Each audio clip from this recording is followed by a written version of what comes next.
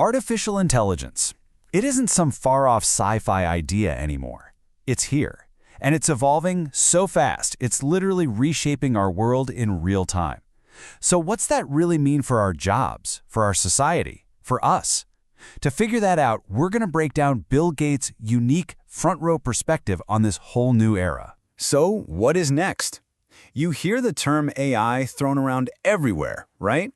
But the big question is, how close are we to an intelligence that can actually think and reason like a human?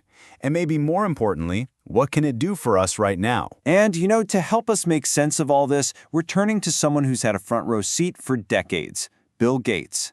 And here's the kicker. Even he admits that the speed of all this progress is genuinely surprising him.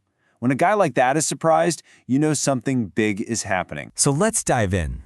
We're going to break down his vision and get a clearer picture of how this stuff is going to reshape our work, our lives, starting with the big one.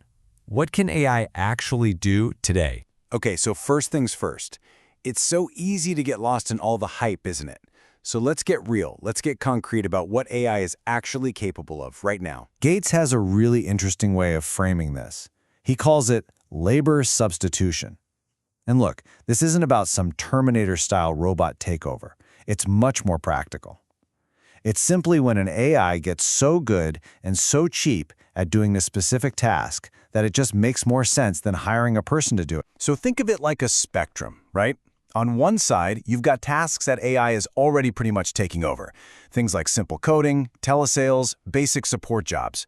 But on the other side, for the really complex, creative stuff like deep research or drug discovery, it's not a replacement. No, it's more like a powerful sidekick, a co-pilot that makes the human expert even better. And if you want a stat that'll really blow your mind, check this out. 30%. According to Microsoft's CEO, 30% of all new code at the company is now being written by AI. That's just staggering. This isn't some 5-year forecast. This is happening as we speak. And it's not just for coders. I mean, Bill Gates himself says he uses it a few times a day like a personal research assistant. He'll throw a really complex question at it, and he says it does an awfully good job of pulling all the key materials together. It's like having a superpower for learning. Okay, so when you have a tool this powerful, it's going to have some pretty immediate, pretty profound consequences. And that leads us right into the big one, the disruption of white-collar jobs. Gates gets really specific here. Think about a paralegal. A huge part of their job is discovery.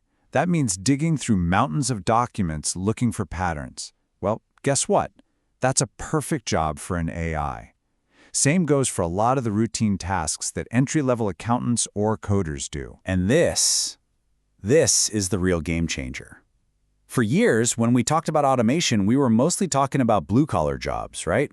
Robots on an assembly line. But this AI revolution, it's coming straight for those traditionally safe, college-educated career paths. It completely changes the landscape for new grads. So this naturally leads to a pretty scary question, doesn't it? If an AI could do these jobs better and faster, are those careers just gone? I mean, it's a thought that creates a ton of anxiety, and for good reason. But wait, Bill Gates actually has a different way of looking at all this. He says we need to reframe it. Instead of seeing it just as a threat, we should see it as a massive opportunity. And it all centers on one word: productivity. His basic argument is really simple. He just says, if you get more productive, that's good. And history backs this up.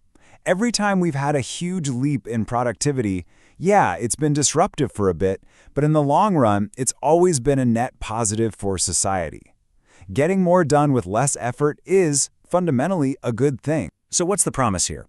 Well, if AI handles a bunch of our current work, it frees us, the humans, up for other things.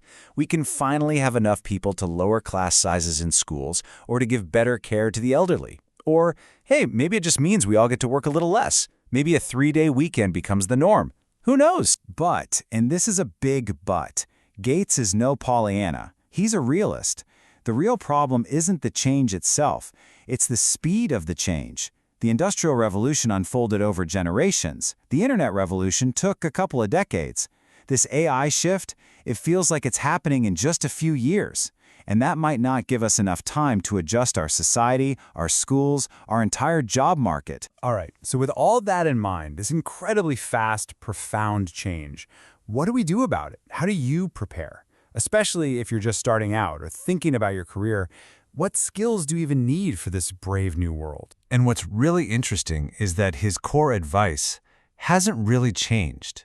The same principles he's talked about for years are still the key. It's just that now, in the age of AI, they're not just relevant, they're absolutely critical. He boils it down to 3 simple, actionable things. First, just be curious. Don't sit back. Ask questions, poke around, see what's possible. Second, read. Read everything you can get your hands on to stay informed. And number 3, and this is probably the most important one, you have to use the tools. Get your hands dirty. That's the only way to really feel their power. And he makes a great point here. This shouldn't feel like homework. It's not some chore you have to do. Playing around with these AI tools is actually fun. And more than that, it's empowering. It's a way to make yourself smarter, more creative, and more capable. So, in the end, the big takeaway is that the future isn't just something that's going to happen to you. Gates's perspective makes it crystal clear that we all have a part to play in this. So I'll leave you with this final thought. You've heard the advice, you've seen the potential, so how are you going to use it?